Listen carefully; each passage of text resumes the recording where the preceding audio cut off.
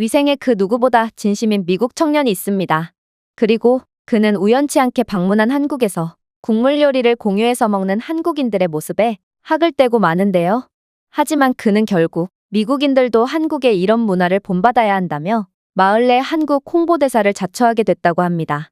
그렇다면 이 외국인에게 대체 무슨 일이 있었던 것인지 자세한 내용 살펴보도록 하겠습니다. 미국인의 사연입니다.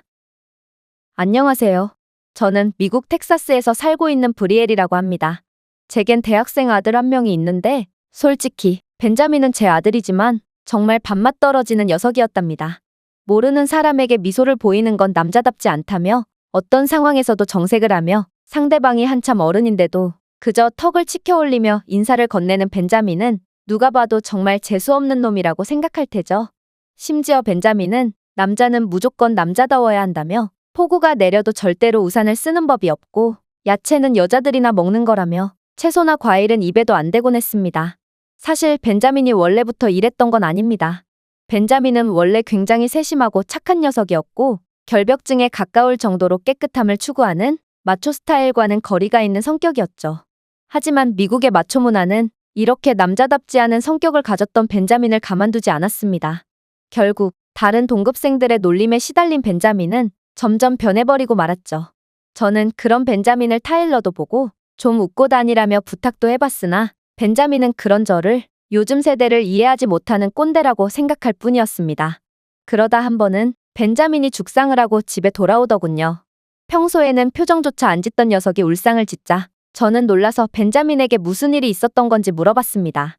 그러자 벤자민은 같은 대학교에 다니던 여자친구가 한국을 너무 좋아해서 그녀와 함께 한국으로 교환학생을 가려고 열심히 공부해서 합격까지 해놨지만 한국으로 떠나기 직전에 그녀와 헤어지게 되었다는 것입니다. 그리고 그녀와 함께가 아니라면 자신은 한국으로 갈 이유가 없다며 비실비실하고 남자답지 않은 아시아 국가는 싫다고 말하는 거 아니겠어요? 저는 다른 나라에 대해 함부로 선입견을 갖는 벤자민의 무례함을 따끔하게 지적했고 만약 이번에 한국에 가지 않는다면 용돈을 끊어버릴 거라고 엄포를 놓았습니다. 벤자민은 처음 보는 제 환한 얼굴에 몹시 당황한 듯 싶었고 그렇게 제 성화에 못 이겨 한국에서 1년 동안 시간을 보내고 미국으로 다시 돌아왔습니다. 그리고 한국에 다녀온 벤자민은 정말 몰라보게 변해 있더군요. 엄마인 제게도 턱을 축혀 올리며 건방진 인사를 하던 그였지만 갑자기 저를 보자마자 따뜻한 포옹과 함께 사랑한다는 말을 하는 거 아니겠어요? 저는 오랜만에 보는 아들의 다정한 모습에 무척이나 놀랐지만 그것뿐만이 아니었어요. 집안일은 여자의 몫이라며 집에서는 손 하나 까딱 안 하던 벤자민은 설거지나 청소 등 집안일도 열심히 도와줬거든요. 심지어 표정이라는 게 아예 없던 벤자민은 이제 모르는 사람에게도 친절한 미소를 지어주며 먼저 인사를 건네더군요. 저는 한국에서 완전히 변해버린 벤자민의 모습에 통 적응을 할 수가 없었습니다. 그리고 자꾸만 실실 웃어대는 그에게 무슨 문제가 생긴 건 아닌지 해서 벤자민을 붙잡고 진지하게 물어봤죠. 벤자민, 한국에서 대체 무슨 일이 있었던 거니? 한국 생활이 힘들었던 거니? 그러자 벤자민은 웃으면서 놀라울 만한 이야기를 해주었습니다. 처음에는 엄청 힘들었죠. 특히나 한국인들의 음식을 공유해서 먹거나 국물 요리를 하나의 냄비에 놓고 공유해서 먹는 모습을 보고 정말 기겁했다니까요. 그리고 그들은 남자답지 않게 청결에도 너무 많은 신경을 쓰더군요. 충분히 이해가 갔습니다. 미국에서는 아무리 함께 음식점에 가도 남이 주문한 음식을 건들지 않으며 다른 사람의 숟가락이 한번 들어간 국물 요리를 절대로 손대지 않는 문화를 가졌거든요. 특히나 벤자민은 꽤나 예민한 성격을 가졌으니 이런 부분에 대해 훨씬 민감했겠죠. 저는 벤자민이 한국에서 적응하는 것에 대해 어려움을 느꼈고 결국 정신이 이상해져 버렸을 수도 있겠다는 생각을 했습니다. 그러나 벤자민은 이야기를 계속 이어나갔는데요. 엄마도 아시다시피 저는 위생에 꽤나 민감하잖아요. 그래서 저는 비위생적인 한국인들과는 어울리지 않기로 했어요. 그런데 제 기숙사의 한국인 룸메이트들을 보니 비위생적이었던 건 바로 저였다는 걸 깨달았어요. 일단 집에서도 심지어 침대에서도 바깥에서 오물이란 오물은 전부 밟은 신발을 신고 있는 저희와는 달리 한국인들은 실내에서는 무조건 신발을 벗고 다녔거든요. 심지어 한국인들은 칫솔과 치약을 항상 휴대하며 뭔가를 먹으면 곧바로 이를 닦았는데요. 샤워도 하루에 최소 한 번 이상은 하더라고요. 저는 하루에 한 번 양치를 하고 샤워도 2, 3일에 한 번 하는데도 미국에 있는 친구들에게 너무 깨끗하게 산다며 남자답지 못하다는 소리를 들었거든요. 그런데 한국인들은 저보다도 훨씬 깨끗하게 살고 있었고 그들의 입장에서는 제가 더러울 만도 할 텐데 늘 다양성을 존중한다고 말하며 이런 저를 이해해 주더라고요. 벤자민의 말이 맞았습니다. 생각해보니 제가 만난 한국인들은 항상 깨끗한 옷을 입고 있었고 그들의 몸에서는 늘 좋은 향기가 났거든요. 심지어 말을 할 때도 고약한 입냄새가 아닌 산뜻한 치약 냄새가 났는데 알고 보니 그건 한국인들이 굉장히 부지런하고 깔끔한 사람들이었기 때문이었습니다. 어쨌든 벤자민은 말을 이어나갔는데요.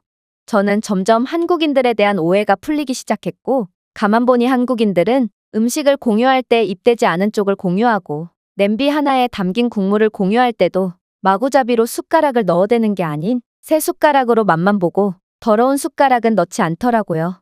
한국인들은 그들 나름대로의 위생적인 문화를 유지하고 있던 거였어요. 이뿐만이 아니에요. 솔직히 처음에는 매일같이 세탁기를 돌리고 청소를 하는 한국인 룸메이트들을 보고 남자가 뭘 저렇게까지 하나 싶어서 한심했는데 잘 생각해보니 이건 제가 안 하는 게 아니라 게을러서 못하고 있는 거였다는 것을 깨달았거든요. 한국인들은 정말로 부지런하고 성실한데 심지어 그들은 자신들이 사용한 식기류를 모아두지도 않고 곧바로 설거지하더라고요. 그렇게 한국인 룸메이트들의 호의를 한 번, 두 번 받다 보니 저도 눈치가 보여서 집안일을 안 도와줄 수가 없었고 곧 한국인들은 결벽증에 걸린 저조차도 뛰어넘는 엄청나게 성실한 사람들이었구나를 느낄 수 있었어요. 그들을 따라하다 보면 24시간이 모자랐거든요. 이 말을 들었을 때 주부인 저는 무척이나 부끄러워질 수밖에 없었는데요. 기껏해야 아들의 또래뻘인 한국 학생들이 저보다도 부지런하게 집안일을 하다니 꽤나 뜨끔했거든요.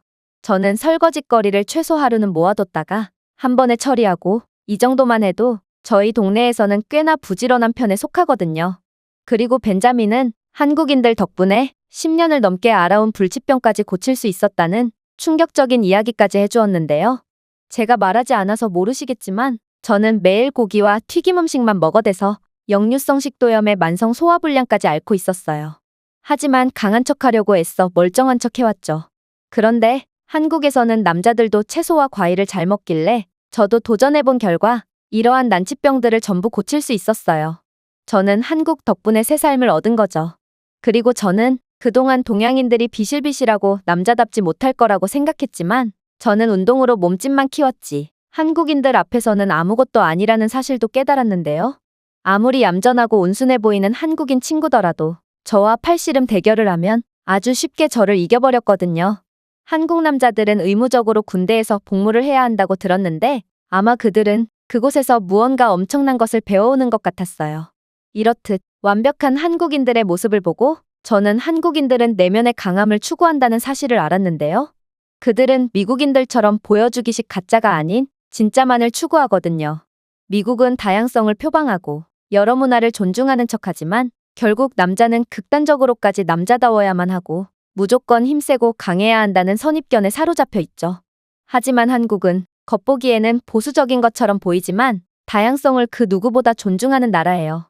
그들은 한국 입국 초기에 마초 문화에 찌들어서 매번 정색을 하고 인사도 잘 안 받아주던 저조차도 인정해주고 따뜻하게 품어줬거든요.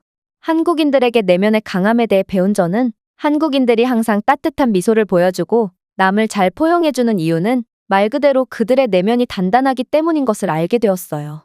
그리고 그 후부터는 애써 강해 보이려고 노력하지 않고 늘 웃고 다니는 거죠.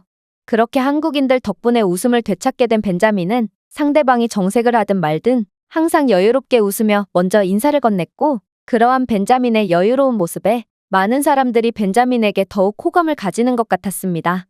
그리고 벤자민에게 한국 생활은 정말 특별했는지 그는 틈만 나면 한인마트에 들러서 음식 재료를 이것저것 사오곤 했는데요. 벤자민은 떡볶이와 부침개, 파전 등 매일같이 한국의 전통 음식을 만들곤 했고 한국에서는 맛있는 음식을 이웃이나 친구들과 나눠 먹는 문화가 있다며 이웃들에게도 나눠주고 오곤 했습니다.